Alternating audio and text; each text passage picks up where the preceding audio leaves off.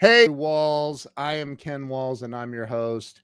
And today I have the CEO of Little Giant Ladder Company. I think that's how you say it. It's Little Giant. I mean, everybody knows who that is. So listen, do me a favor and share this out. If you're watching on YouTube, make sure you share this out. So stay with me. I will be right back, and we will be bringing Ryan Moss onto the show. This is going to be exciting.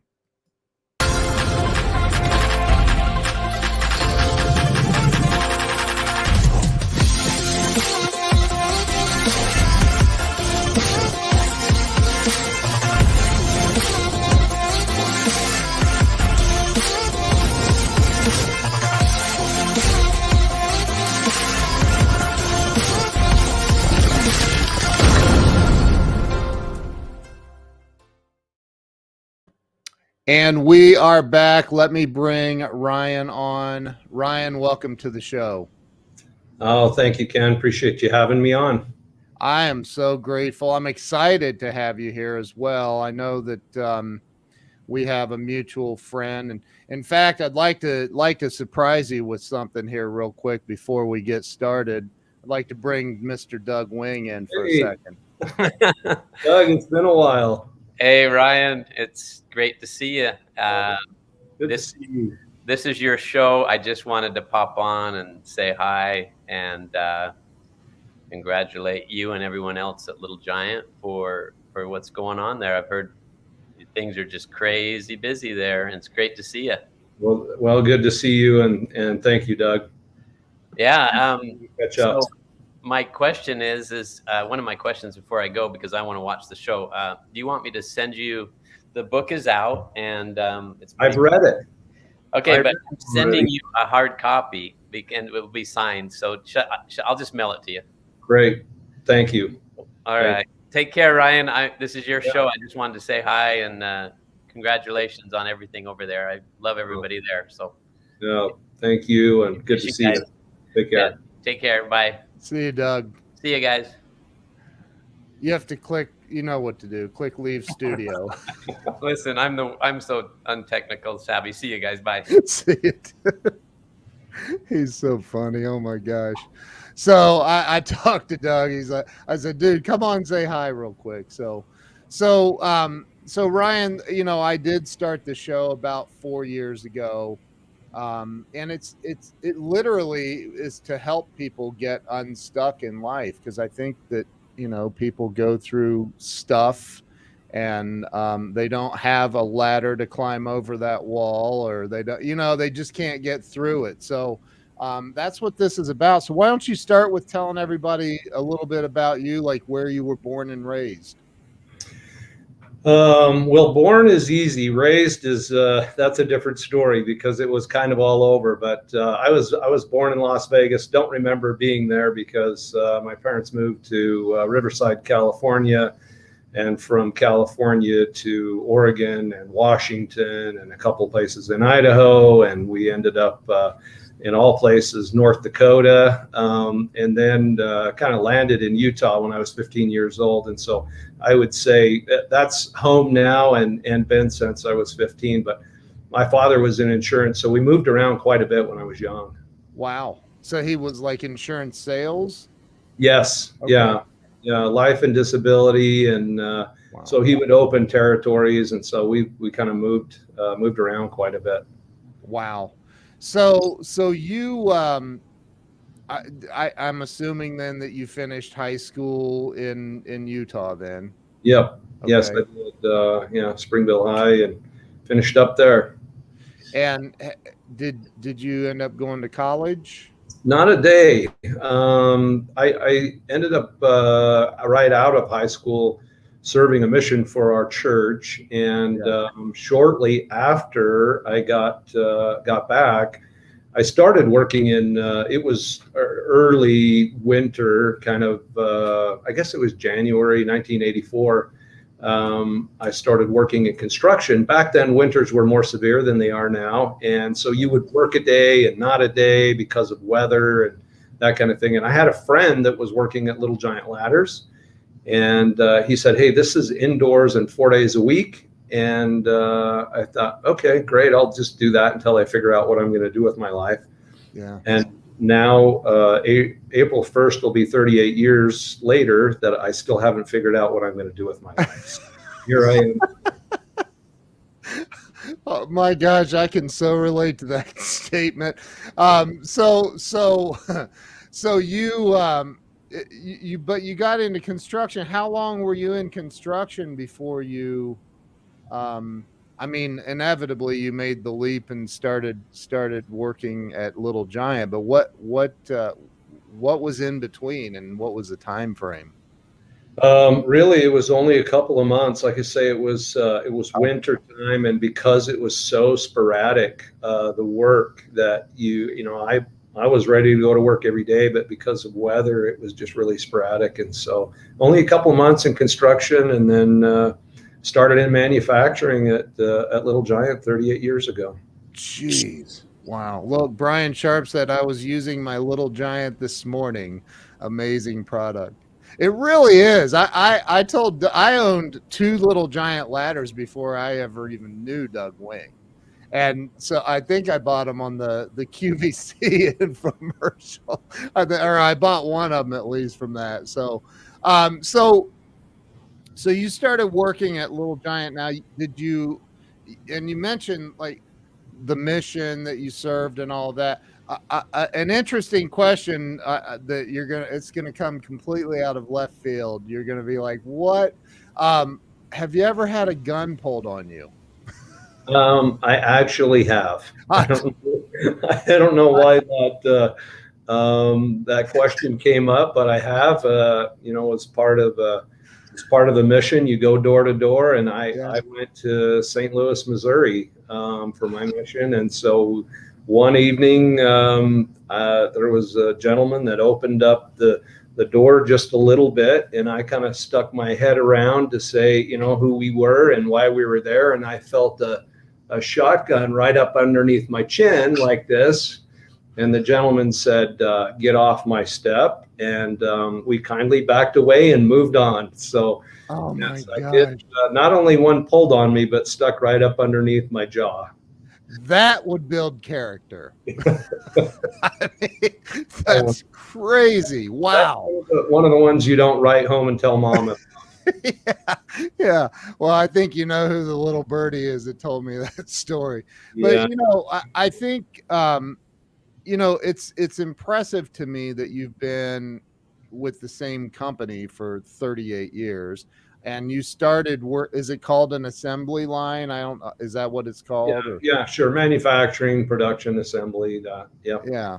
So when you started there 38 years ago, did you have your eyes set on the role and title of CEO? Truthfully, I never thought that I would be able to become the CEO, but I did have my sights set on becoming the president. Wow. I figured it being a family-run business and a couple of sons in the business that CEO might not be in the cards for me, but I did have aspirations to move up within the company. That's awesome.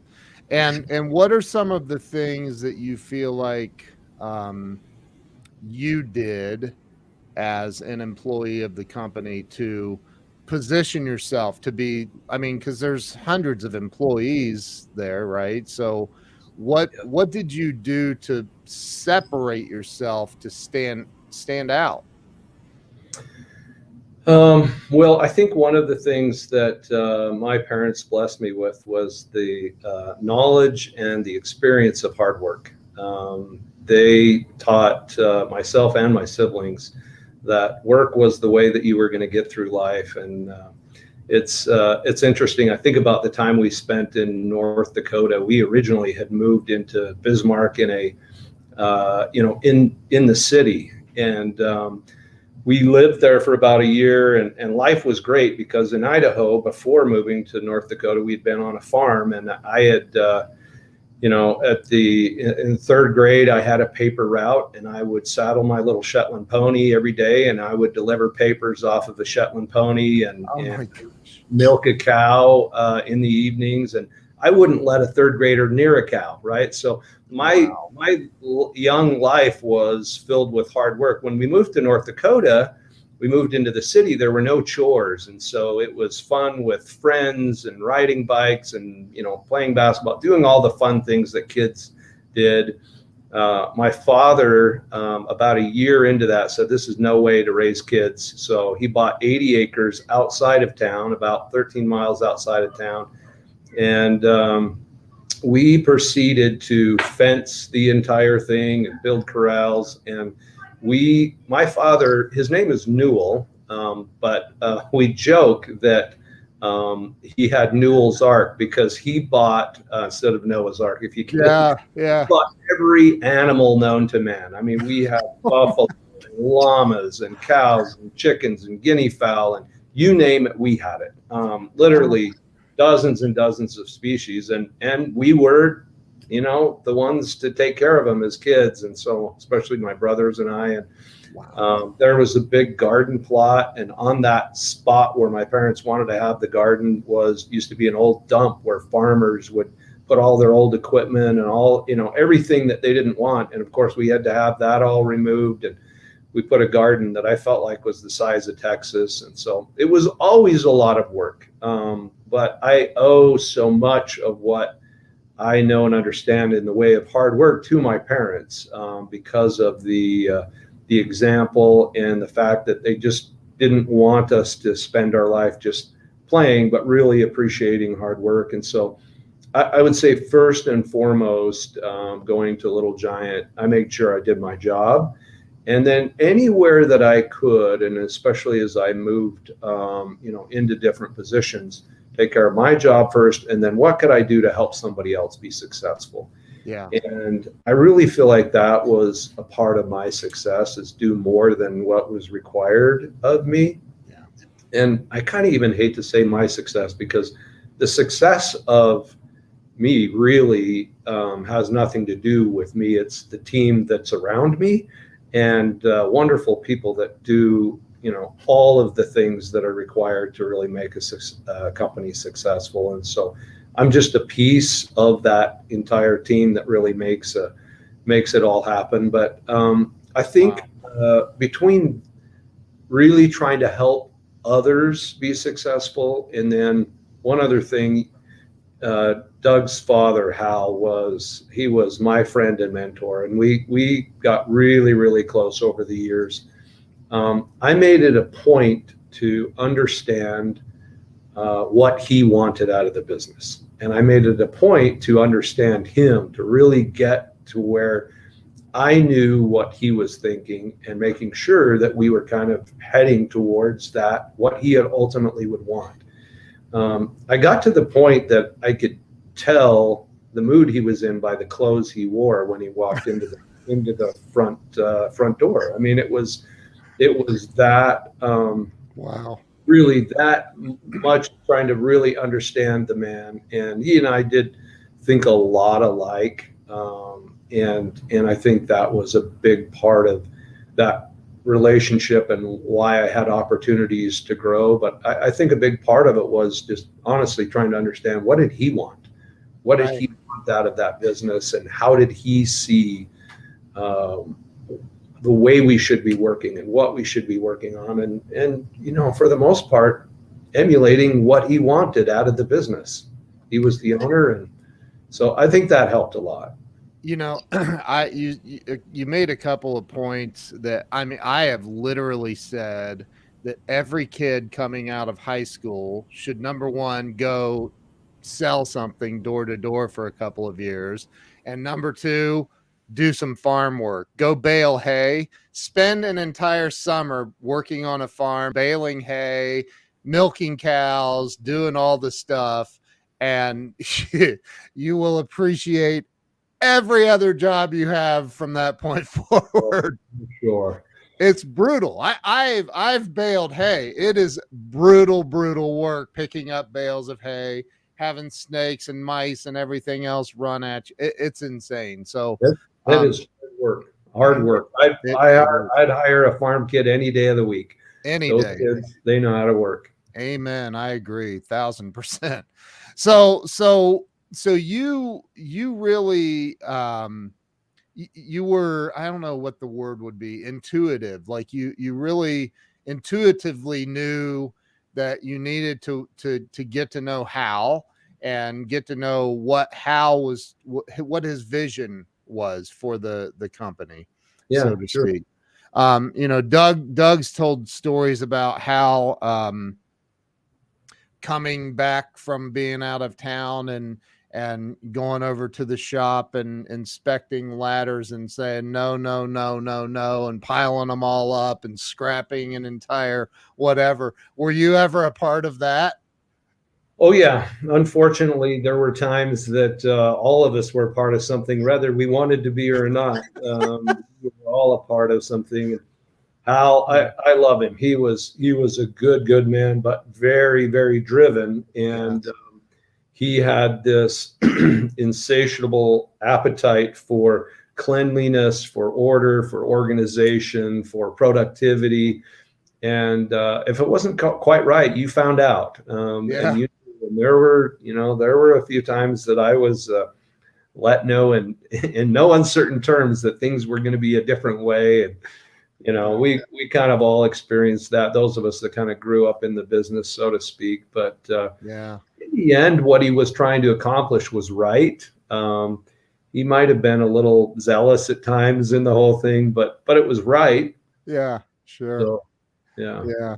So when you, I mean, did you, like, I'm sure there's ranks that you had to move up through. You didn't go from manufacturing directly to CEO. I'm assuming. I could be wrong. No, I moved from manufacturing. I actually had the opportunity to become the shop foreman after only 2 years in the company, which was really quite frightening because I was young at the time. I would have been 23 years old. Wow. And so I was young. A lot of the people that were then going to report to me were more than double my age, had been with the company longer. It was, it was kind of, honestly, it was a frightening experience, but I think it worked well because I had spent, the previous 2 years on the floor building product and understood how. And so I wasn't, just directing people on something that I hadn't done myself already. And also the team knew that I was willing to do anything that I was asking of them. And so we worked together well, but I had an opportunity to be the shop foreman for a number of years, a plant manager for a number of years, vice president of manufacturing, chief operations officer. And 2008, I was given the opportunity to lead the company as the CEO. That's so incredible, man. And so I do know, obviously I have a little bit of an upper hand on anyone else that would interview you. I have some inside info, but I know that you do you own or you developed multiple patents for a variety of different things that have to do with ladders and other things, correct?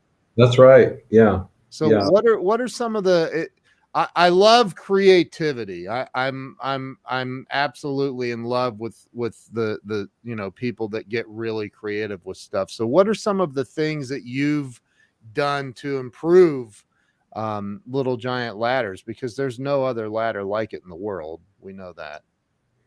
Well, and you're right. And most people kind of know us for the aluminum articulating ladder. It's probably the one you have.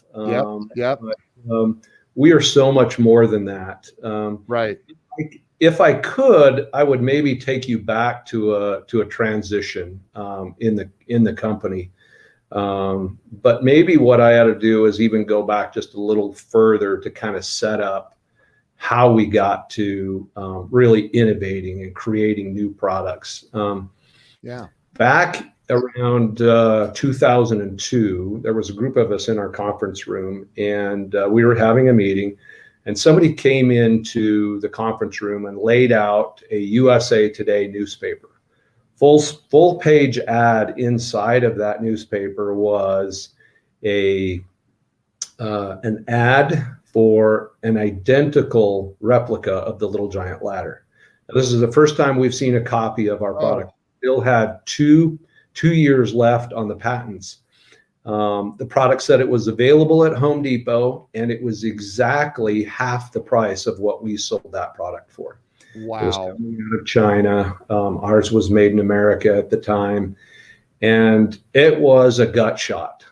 It was absolutely a gut shot. We later learned that the company that knocked us off had went to one of our shows where our salesman demonstrated the product, bought the ladder, sent it to China, and told them to copy it.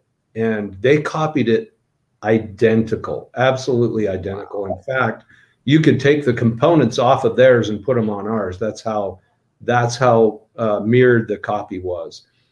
Even the extrusion lines that you would find in the channel and tube, which for us would help us identify which extruder they came from.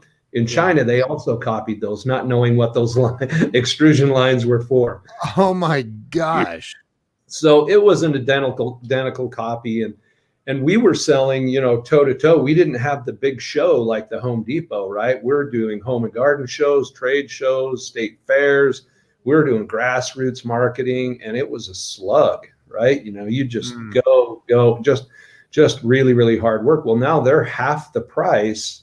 Oh my gosh. Platform like Home Depot. And so what that did is sent a ripple through our company. People, our salesmen are like, hey, I'm never going to be able to sell another ladder again. I got kids that I got to put through college. I need to make a mortgage. How are we going to do this? And it was a frightening time for many. Wow. What we did ultimately is decided to create an infomercial. Now it's a good thing, and I'm leading up. This is going to be a long answer to your question. I love this story. Lead up to the innovation. It's a good thing we didn't understand infomercials, because we probably wouldn't have done it. To put it in context, usually one infomercial out of 100 works. And so, typically they're short-lived. They just don't make any money. They do an okay job of branding, but we didn't understand any of that. So we put a team together, and Doug's brother, Art Wing, led that team on the infomercial and did a fantastic job. And he gathered some experts around and some people that were pretty passionate about it. And so Doug's father, Hal, then the founder and owner of the company, was really kind of, I'm not sure about this infomercial thing. Help me understand it. I remember numerous times he and I having a conversation about it. And the only thing I could tell him was, I don't know much. All I know is that for 30 years, when we stood in front of people and did a demonstration, we sold product. And I got to believe an infomercial is going to be a bigger audience and we'll sell product. Yeah. It's much more than that. But ultimately, because it was in 2002, if you remember what happened in 2001, the Twin Towers come down. Yeah. Our sales had gone down quite a bit. We were off by 20% in sales. So we didn't have the money for an infomercial. Hal had a little farm here in Springville, Utah. He literally bet the farm on the infomercial, borrowed $1 million we didn't have. We took 8 months, created the infomercial, and a lot of work happened within our own organization on scripting and B-roll and all that. Art led all of that, did a masterful job at it. And so it's time to do the first airing, right? We've spent our $1 million, and there's now life back in everybody is, hey, we're going to conquer. We're going to be the ones to kind of show the world that we were the originators, not this copy that's in Home Depot. Right. Do our first airing on the infomercial, and we sold one ladder, right? So 4 phone calls, sold one ladder. So you got to think about another gut shot, right? We just spent $1 million we don't have. We got 4 phone calls and sold one ladder. It was, the same gut shot again. Fortunately, one of the gentlemen on the infomercial team said, hey, a 25% close rate is pretty good. It's pretty good. And we're like, yeah, but it was 4 phone calls. Right. So it's going to take a lot of airings at one ladder at a time if you're only going to sell one. Anyway, long story short, went back, changed some of the show, the infomercial show, the call to action, some B-roll, that kind of thing. And it took off. Wild success. We grew by 600% the first year, 500% the year after that. It was staggering growth, and it put Little Giant on the map globally. And that was exactly what we needed. Now, we were selling a lot of ladders. We also sold a bucket load of ladders for that competitor that had knocked us off, right? Because they were half the price. Yeah. We ended up in Home Depot side by side on the shelf. We were 400, they were 200. We still sold lots and lots of ladders because of that branding exercise. And it was a branding exercise that actually went wrong in a good way, meaning we made money. Yeah. We had a good run. And when you're successful that way, every retailer under the sun wants a part of it, right? So we had calls from, QVC and Costco and Bed Bath and Beyond and Linens and things, and anywhere that you wouldn't even think you would sell a ladder, we were selling ladders because of the success of that. But as you know, what goes up must come down. And so eventually, you kind of get the other side of that. And we'd taken many years of sales and compressed them into this big bell curve, right? So we had this massive growth. But then as the popularity of it started to wane, right, that's coming down. And so we kind of lost the infomercial sale, lost the retailer, and then 2008 happened, and we lost the general contractor. Jeez. Hence, you kind of lost all of these revenue sources at once. 2008 was the opportunity that I had to become the CEO of the company, and it was a troubling time. That is the worst year in the history of mankind to take over as CEO. One of my first initiatives was to reduce my own salary and ask others in the company to do the same thing, and many others did. Wow. Doug's brother Art did, and some of the other leadership in the company all reduced our salaries, and we went to work. So the challenge was, kind of knowing that we'd compressed all these sales. What are we going to do? And so I knew we needed to innovate. I knew we needed to create some products because we had, really sold a lot of these products, many years worth into the future, into a short period of time. So we started to innovate. So one of the first things I did was hire some more engineers and some people in marketing, and we began to innovate. We got it terribly wrong.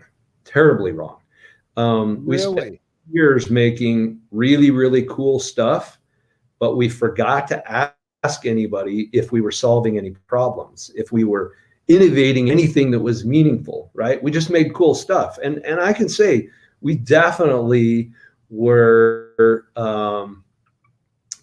definitely going about it right as far as kind of benefit or making something that was new and different, but we really did it wrong when we forgot to listen to the voice of the customer and to see what problems it was that we needed to solve. So we spent another couple of years working on stuff, and that's money that was just getting burned during that time, learning that we need to innovate in a different way. Yeah. And so once we learned to listen to the customer, it changed for us. So we went through this time period where we started bringing in a lot of people from construction sites, a lot of safety professionals, going around the country, visiting different people, and just talking to them about challenges they were having with ladder accidents. Yeah.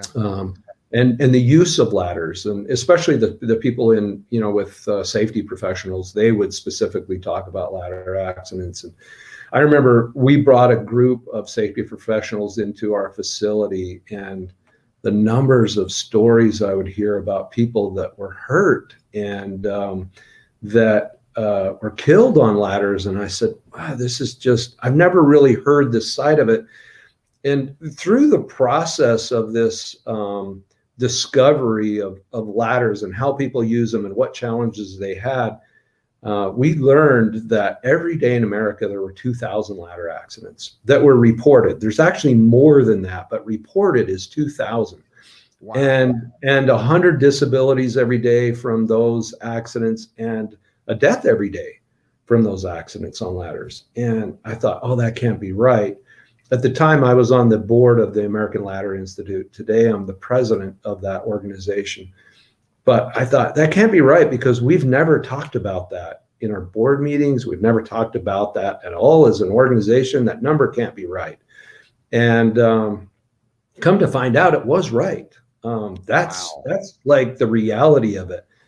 And I thought, oh my gosh, if this was like the airline industry, there'd be congressional hearings about this every day, right? They would be doing something about this. And so we kind of were learning a lot on this. Along the way, I discovered a book by Simon Sinek called Start With Why. And I'm a huge Simon Sinek fan. The guy is, I think, a genius, and just really a masterful mind when it comes to understanding the way we think and why we do things and all that. So big fan. So I read the book and I'm fascinated with it. And if you haven't read the book, the premise is that people don't buy what you do, they buy why you do it. Yep. And so after I read it, I asked our executive team to read it again with me, and that we were going to meet every couple of weeks and go through, and we're going to create our own why. And beautiful. So we go through the entire process, and it took us a few months, and we go through the entire process, and we're like, okay, great. We have our why. And again, we got it terribly wrong. So I'm gonna tell you what we thought it was. I'm embarrassed to tell you what we thought it was, but I'm going to tell you because it leads to where we're going. So we thought our why was chasing excellence, and we had all the justification for it. Right? Was that we're going to do it with speed, and that you know when you're chasing something, you never catch it. And obviously excellence is never achievable. And so we're going to just, we had all these reasons, but if you know anything about the premise of the book, that makes no sense, right? Right. But we justified it, right? So we went on and like, okay, this is it. And I remember a couple of weeks later, I was about to get on a plane, come back to Utah, and I got a call from Ted Hartman, who at the time was over our marketing. And he says, hey, the whole chasing excellence thing, we're struggling. And I said, oh, I'm so glad you're talking to me about this, because I don't feel anything. I feel like if you have a why, a reason to get out of bed, you should feel like there's something to it. And so we both agreed, all right, this can't be right. So I came back and I said, guys, can we do the exercise again? So we read the book again. We go through the whole exercise. And it was during this time that we had been listening to all these safety professionals and listening to the voice of the customer, and we learn about the ladder accidents. And we hit it at the second time going through the book, preventing injuries and saving lives. That's what we do. We've always made better products. And so our why is to prevent injuries and save lives through better climbing equipment. And so it completely invigorated almost 40-year-old company at that time, right? Completely invigorated us, because now it was not make a ladder, sell a ladder. It was, well, what if we could get the one person home tonight that wouldn't have normally came home tonight? Like, he would never know, and we'll never know, because we did our job right? He will come home and he could go play soccer with his kids, or a piano recital, or a date with his wife, or whatever. But wouldn't that be the better reason to come to work? And so it totally invigorated us, but also made decision-making very, very easy. Anybody that had an idea, a new product, or any idea, we just asked the question, will that lead to preventing an injury and saving a life? Wow. If it's yes, okay, let's do it. If it's no, let's move on, right? So it really was invigorating for our company, and it helped us totally changed the way we were innovating, what we were innovating, and why we were doing it. So there's 5 leading causes of ladder accidents, and so we just address those. And so to wrap up, here's my long answer to your question about. No, I love it. I love it. So we kind of really had to understand, well, why do people get hurt on ladders? And most of the time it's because they're trying to hurry, right? And we've all done this. We're standing too high on the ladder, or we're overreaching, or we're on the wrong ladder, all of those things because we're trying to be productive. So we have to create a balance between safety and productivity, because people are usually unsafe when they're trying to be more productive.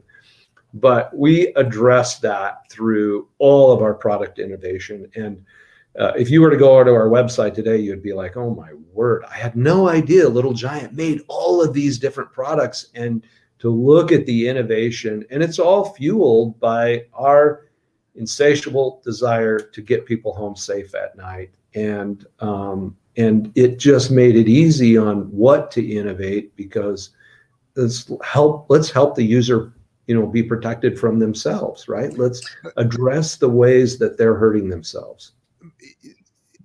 So, if you go back though to the infomercial, what year was that? So we launched the infomercial in 2003. Okay.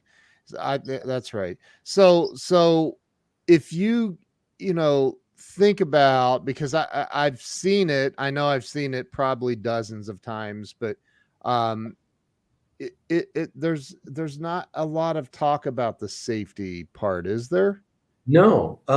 It's the look how cool this is. Maybe in a roundabout way, we talk about strength and versatility, but not necessarily the discussion about safety. Sure. That came later. Safety's hard to sell, actually. It's not very sexy and people don't want to talk about it, but we use it to rationalize purchases. All of us talk about disc brakes on our vehicles, but that's not why we buy them, right? We buy the vehicle because we think we're going to look cool in it, right? Right. But we rationalize it with, airbags and disc brakes or whatever it is. Yeah.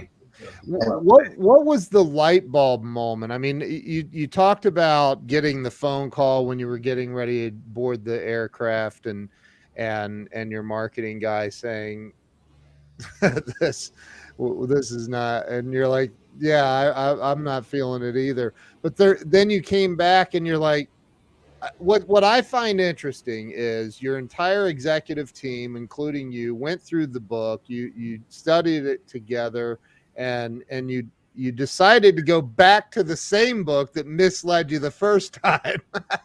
I'm kidding. It wasn't the book, but it wasn't the book. No, I know. But you went back to that, and so where was the moment? What was there a moment where it's like somebody flipped the lights on? You're like, this is it. I really feel like it was part of that collaborative discussion. One of those chapters we're reading in the book, and we're getting close to really kind of discussing why, what is it that we really do, and what is it that we're proud of, and what we had recently learned about these ladder accidents. And it just was kind of a collaboration of us all realizing, no, we've always made a better product. We've always made a safer product. We realized at that time we kind of had a one-trick pony. It was that articulating ladder. And we realized, looking back, that in a way we had always done that with that product. These ladder accidents weren't really happening on our product. We had very, very few claims on those. And we looked at, well, why is that? And it was because it was overbuilt, because it was strong, because it was versatile and gave people the ability to get into a staircase and not do it in a tricky way, do it in a way that you should, right? And so that versatility and strength and all that it had already been in us, and we didn't realize it because it was just a part of what we grew up with, and we didn't realize what we had. Wow. That's incredible. Brian Sharp is on here. He said he had a ladder accident, and that's the main reason he bought a Little Giant. So, and I know a lot of people, I've heard that. I'm sure you've heard it far more than I have, but I think that it's interesting that you say, and take Little Giant and ladders and all of that out of the equation, and go back to the Simon Sinek thing where you said finding your why. So if it's a dentist, a chiropractor, an attorney, a plumber, it doesn't matter what business it is. You're saying that if you have a strong enough why, you can become extremely successful. Is that? I 100% believe it. And you joked a little bit about, going back to the same book. It was us that got it wrong. Simon nails it in there masterfully and uses some great examples in there. But I will tell you, a number of people, because I've shared this, in some public speaking and whatnot before, and people have come up and, they talk about wanting to go through that process of discovering their why or how they've maybe tried. And this is the one thing that I can tell you, it's incredibly difficult. And I think that's why a lot of companies don't have a why. It's not something that you're going to sit down in an afternoon and you're going to just pull one out of the air and it's like, yeah, that's it. That's why we get out of bed. And that, this is something that you really have to think hard about. What do you believe inside of you, and what could really motivate you to jump out of bed and say, I'm going to go do that today because I'm excited about it. It's not, for us, ladders and the like, because our product line continues to expand, they're just vehicles to help get people home safely at night, right? That's really what we're doing. The others are just the vehicle to do it. Your show, for example, and what you do in this Breakthrough Walls, you have a why. You've maybe never articulated it. Maybe you have. But I know there's one in there that would either change your show or it would stay exactly the same if you already articulated it, or if you went through that process and you said, no, why do I really have this show on? What is this podcast supposed to do for anybody? It would either continue to drive what you're doing right now, or it would veer you off to something that would, no matter what it is, right? Any company can create it.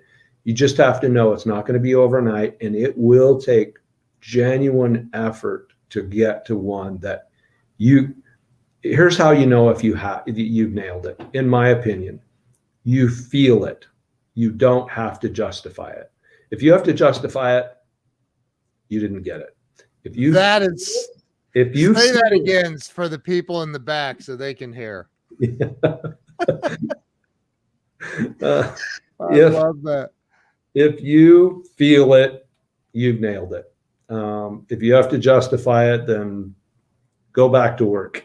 Go back to figuring out what it is. Dude, that I just called you dude, sir. that is, I'm okay. I've been called a lot worse than that, just so you know. I'm so used to talking with Doug, and I just feel like, but I that might be one of the most brilliant things that I've ever heard said on this show. If you feel it, you've nailed it. If you have to justify it, you've missed it, and it's time to go back to work. That's incredible. That's tweetable. Somebody needs to tweet that out. That's incredible. So let me ask you a question that I normally save for the end of the show, but I have a feeling that you'll be able to expand a little bit on this. I'm always interested in, I can work 16, 17 hours a day. I'm a CEO too, not of hundreds of employees, but I'm always curious to hear why somebody like you would, what do you think is holding people back in life from achieving two things? Number one, real financial success. And number two, happiness, freedom, if you would. And I do think they're related, because I've been broke, really, really broke, and I've been wealthy, and wealthy is way better, and I'm happier when I'm wealthy. So I'm just but so what do you think is stopping people in life? It's a great question, and I'm going to give Arnold Schwarzenegger the credit. So he says it very, very well. If we just get on an airplane and say, fly, take me somewhere, we're going to end up anywhere, right? But if you know where you want to go, if you have a vision for where you want to go, you will end up there, right? You tell the pilot, I want to go to this place, and you're going to end up there. Yep. And Arnold was one who demonstrated throughout his whole life that if you have a vision, then it makes the rest of it so much easier, because you know where you're going and what's required to get to the vision. But if you just kind of get up and do your thing and say, well, I'll eventually get somewhere, you will. You'll just get to wherever it is you continue to kind of just plod along. But it doesn't mean that that's where you wanted to get to. You will just get somewhere. And I think it honestly is having a vision for where is it you want to go. In Arnold's case, he wanted to be, Mr. World, Mr. Olympia, and he would smile through the reps he was doing, because he could see himself being that. He could see himself being governor. He could see himself acting in movie. He could see all of these things because he wanted it. And he said, it made it easy for me because I knew where I wanted to go. And I believe that is for all of us. If we pick, like, where is it that I want to be, then we know all of the things that are required, or we can find out the things that are required if we don't intuitively know. What are the things that are going to be required for me to get from here to here? Because I can't just get in a plane and say, fly, right? Right. Because you're going to end up anywhere. Yeah. You got to know where it is that you're going to go. And so I really feel like that is the key, is having a vision for what it is that you want to accomplish in your personal life, right? If I want to lose 20 pounds, right, and my vision is to look a certain way, and now I have to put all the pieces together and know I got to change my diet, I got to do some exercise, I need to sleep better, all these things. It is my chances of losing that 20 pounds are so much greater than just saying, man, I wish I looked like that. Right. Have you been reading my goals or something? What's up with that? No, that's mine, just so you know. Doug says here, Hal Wing had vision, amazing self-belief, outworked everyone, and never gave up. Oh, did he ever? Hal, I would put him against anybody. And I mean, literally anybody. And I saw it so many times in my life. You never wanted to bet against him, because that was all the fuel he needed. All he needed. Don't ever tell the man that something can't be done, because he would be the first to prove it could be done. I've heard so many stories about him riding a dirt bike, wheelies, crashing into the Little Giant building and knocking himself out. And on and on and on. It's unbelievable. Man lived life to the fullest. Here's the thing. Well, I could take out one instant in my life, but all the rest of my near-death experiences were with Hal. In a car, in a boat, on a motorcycle, on a snowmobile. I mean, all of them were with Hal. Oh my gosh! Many times I cringe and get, the hair on the back of my neck when I think about some of these experiences, because it was always on the edge, life on the edge. It was He lived life to the fullest. Well, and that's an example for I think everyone, because at the end of the day, none of us get out of here alive. That is so true. I said the other day to somebody, I said, are you really living, or are you just trying not to die? That reminds me of one of the things Hal used to say is, there's a lot worse things in life than dying. And and for him, it was not living. Right? Yeah. Not living is worse than dying. And so it's he was such such a great friend and mentor, and we're really, really blessed because of a lot of the things that he taught us, and just some of it was just how to enjoy life. Yeah. And obviously how to innovate, or at least take a deep dive into innovation. It sounds like you have some of that, built in innately to yourself. Yeah. Doug said, ask Ryan about doing 100 miles an hour on Main Street. Oh man. Yeah. I'll tell you really quickly, from our old facility, you used to go about a quarter mile, and then the road took a hard 90 right, and then really short, a hard 90 left. And Hal had gotten a new Porsche. I forget which model it was. I don't remember if it was a 911 or what it was, but anyway, he wanted to take me for a ride in it, right? So we jam out of this thing, this quarter mile, and we're doing almost 100 miles an hour when we hit the 90-degree turn. And so he cranks this thing, and the whole car is doing a four-wheel drift sideways towards the curb, and there's a huge electrical box there. And I'm thinking, we're either going to hit the curb and go into the electrical box, or we're going to flip completely over it and miss it. But this car is drifting towards that, and Hal is just, looking and like moving the wheel like it's no big deal. And I'm thinking, we're dying. We're going to die right here. And the car catches and then starts to drift the other way. But now because it's a really short before you make this hard left. Wow. And this whole car is drifting the other way to the other side of the curb. And he's like, just turning the wheel and everything. I'm dying. The seat is puckered up, right? I'm dying because we're going to die here. And he actually was no big deal at all. Oh, Finally, the car catches and away we go. And oh my gosh. But yeah, I could tell you hundreds of stories like that. It's amazing that we're alive to talk about it. I can't even imagine. Did you yell? Oh, yes. Are you trying to kill me? What are you doing?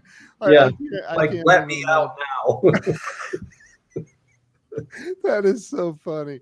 So, and I want to finish with this with you. I'm sure that in your 38 years, 38 total, right? Yes, 38. That you have seen good people. Doug says, if you showed fear, he went faster. That's true. Oh my gosh. I'm sure you've seen good people come into the company, Little Giant, that had all the potential in the world, but they just never found their groove, and probably still haven't, that you've had to let go or have stern talkings to. I've been in the position of lost all hope. I don't know where we go from here. One time I had a car repoed in front of my employees. That was terrible. Terrible day. About 2008, 2009, somewhere in there. Tough. Oh, it was brutal. And what do you say to somebody that has tremendous potential, but they just refuse to show up and do the work and give it everything that they have? I mean, is it just get out of here, good luck, or is there something you do or say to motivate them, to inspire them to take different actions in life? It's different for every person because everybody going through one thing or another when they get into that situation. I will say I've had a number of people after I've let them go, fired them, get up and hug me. And the reason being, I've always tried to help them beyond this job know, hey, what could help you be better in the future for your next company, your next gig, and that you have the potential but it's changes that only you can make. The company can't make them for you. And I think about, once had a CFO who he had so much talent, and he had all the sheepskin, right? And we started off with this. I'm a high school graduate, right? Yeah. He had his MBA. He had everything, right? More, sheepskin hanging on the wall than most farms. So, but he couldn't execute, right? He could talk the talk, but he just couldn't execute. And I've seen that in so many other cases where a lot of times people that are good at talking are not good at getting things done. That's not always the case. But there are times where we have to point out to people. One of the employees that we have right now in this company who's in a leadership role, I brought him in one day and I just said, you know what, you've got so much potential and yet you come to work late every day, right? And then I see you kind of half-heartedly doing your job, moseying here, chatting with these people, and just kind of, you're not in it. Is there something going on in your life? Is there something that we can do to help? And do you even recognize that your coworkers see this? And I think it was an eye-opening thing for this individual. He's in a leadership role today and crushing it, just doing a fantastic job. But he realized it wasn't the company that was the problem, it was him. And I will say this about all of my failures in life. All of my failures have one thing in common, and that is Ryan Moss. That's the common element. And I think in this case, this particular employee recognized, hey, I'm the only one that can change me being to work on time. And I'm the only one that can change my attitude. And I'm the only one that can change what I'm getting done in the day. And he turned, right? It was incredible to watch. And maybe it was because he realized somebody believed in him. And I can tell you, we talked a little bit about how I grew up because, and maybe I'm blaming, because I moved around so much as a child. I was very shy, no self-confidence, no self-esteem, nothing like that. I still struggle with that, right? But Hal saw something in me and he helped me see it in me. And I try to do that for other people, is to help them see what their potential is, and that any of us can accomplish anything. Yeah. We can do it. And it's really up to us to change our mind first. And when we change our mind, everything is possible. And so I unfortunately have had to let a lot of people go over the years. 38 years, you can imagine that. Yeah, right. And some of them self-select and they weed themselves out. But I always try to treat them with dignity, with respect, and even offering to help them find another role that might be a better fit for them. But to help them understand that they really have the potential to be successful, have the potential to accomplish all of their dreams and do what they want to do. But it really has to start with them. It's their opportunity to make of themselves what they want to become.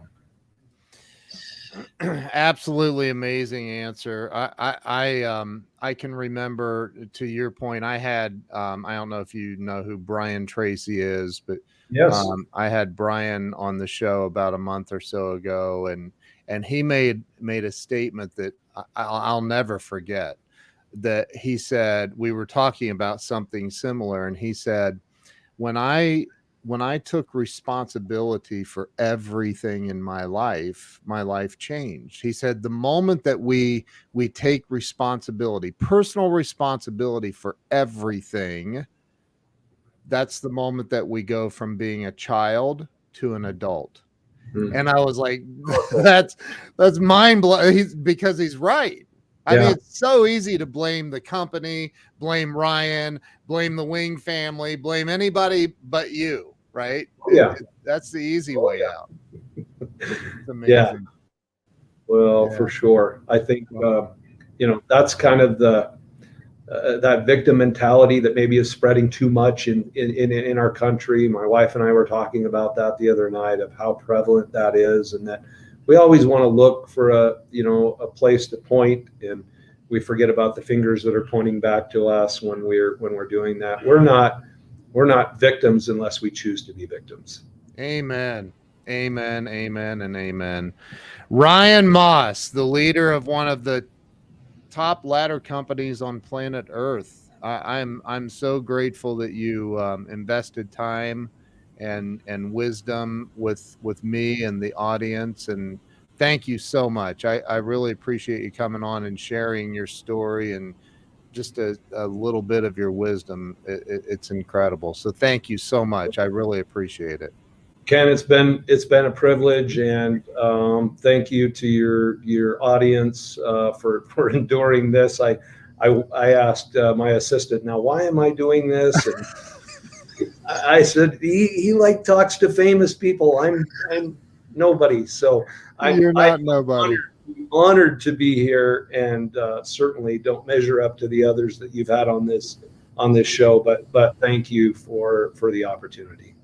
In my opinion, you measure up definitely, like against anybody. So thank you. I appreciate it. And thank you to everybody who's watched and shared this out. If you haven't shared this out, you can still, there's time to redeem yourself and go ahead and share this out. And because there's a lot of nuggets of wisdom that we just experienced. So Ryan Moss, thank you so much. I appreciate you, and we will see you all later. I'm going to end the live stream now, but stay with me, Ryan, if you would, and we'll see you guys later. Have a great day. Thank you.